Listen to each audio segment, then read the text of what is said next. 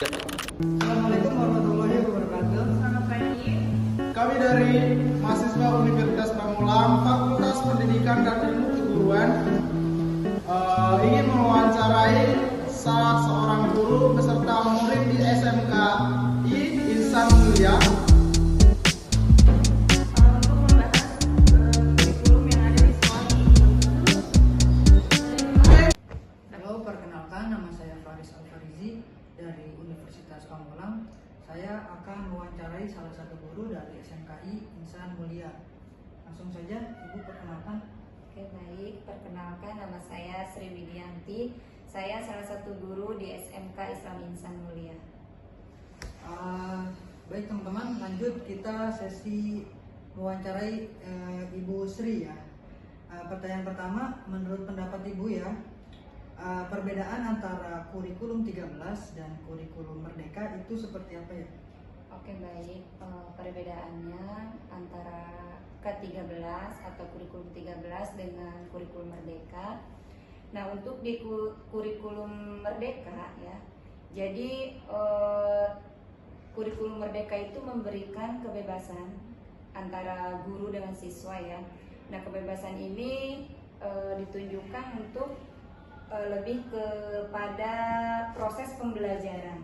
Jadi siswa dan guru diberikan kebebasan untuk mencari sendiri ya informasi-informasi apapun, dan siswa lebih berpikir lebih kreatif lagi. Nah, sedangkan kurikulum 13 itu lebih ke teratur, terstruktur gitu ya. Jadi pembelajaran itu kita terpusat oleh yang namanya perangkat pembelajaran. Baik. Lanjut ke pertanyaan kedua ya teman-teman. Sebagai guru pastinya mempunyai tantangan, yaitu yang dirasakan pada proses pembelajarannya. Apa tantangan yang dirasakan Ibu nih dalam proses pembelajaran yang menggunakan kurikulum 13 dan kurikulum Merdeka? Jadi segala sesuatunya pasti ada tantangan ya. Nah, tantangan untuk kurikulum 13 yang pasti dari segi administrasi ya. Nah, K13 ini dari segi administrasi itu lebih banyak dokumen-dokumen yang dibutuhkan. Nah, itu akan tentunya menguras juga ya energi ya, dokumen yang lebih banyak. Nah, sehingga yaitu akan menguras energi kita ya Pak ya. Nah, terus di samping itu juga dengan dokumen yang banyak, nah itu akan menyita waktu juga. Nah, untuk tantangan di kurikulum Merdeka, walaupun kurikulum Merdeka ini memberikan kebebasan, nah, tapi itu membuat kita harus memiliki banyak inovasi, kreativitas, nah untuk mempersiapkan pembelajaran untuk mendorong minat siswa belajar. Lanjut ya Bu ke pertanyaan ketiga. Menurut Ibu, apa kelebihan dan kekurangan dalam kurikulum 13 dan kurikulum Merdeka?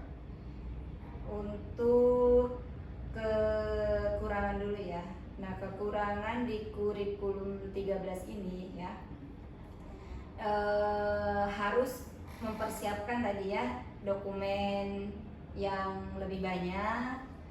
Nah, terus untuk kelebihannya di K13 ini membuat siswa lebih belajar secara ilmiah.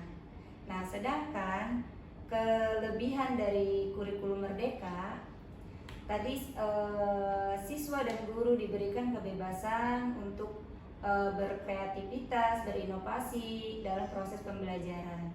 Kekurangannya dari kurikulum Merdeka ini yaitu tadi kita dituntut harus mempersiapkan inovasi, kreativitas nah dalam proses pembelajaran ini. Pertanyaan keempat, sekarang kan sudah menggunakan kurikulum Merdeka ya Bu. Menurut pandangan Ibu, keberlanjutan kurikulum Merdeka di masa depan itu seperti apa? Nah, keberkelanjutan di kurikulum Merdeka ya untuk masa yang kedepannya ya. Ke depannya. Jadi saya sebagai guru ya memiliki pandangan positif terhadap kurikulum dengan adanya kreativitas dan inovasi yang siswa miliki. Nah itu akan lebih membuat siswa lebih mudah dalam menghadapi tantangan global. Nah di samping itu, nah tentu ada dukungan ya dari beberapa pihak, misalkan yaitu antara pemerintah, masyarakat dan juga guru-guru supaya semua ini kurikulum Merdeka ini dapat berjalan dengan lancar sehingga kedepannya semakin lebih baik lagi. Seperti Ibu, ya seperti itu Ibu. Iya. Terima kasih sekian dari wawancara kami, terutama kepada Bu Sri. Terima kasih banyak ya. Iya. Sekian teman-teman. Wassalamualaikum warahmatullahi wabarakatuh. Salam. Baik adik-adik, kita dari mahasiswa dari Universitas Pamulang, kita kesini mau wawancara tentang kurikulum K13 ya, kurikulum Merdeka ya sekarang itu. Nah, Nama saya Widya Nur Kamila dari kelas 10 akuntansi, asal sekolah SMK Islami Sanmulia. Nama saya Sulti Kusniawati dari kelas 10 Perbankan Syariah, asal sekolah SMK Islam Insan Mulia. menurut adik-adik di sini apa sih yang kalian ketahui tentang kurikulum Merdeka yang berlaku sekarang ini?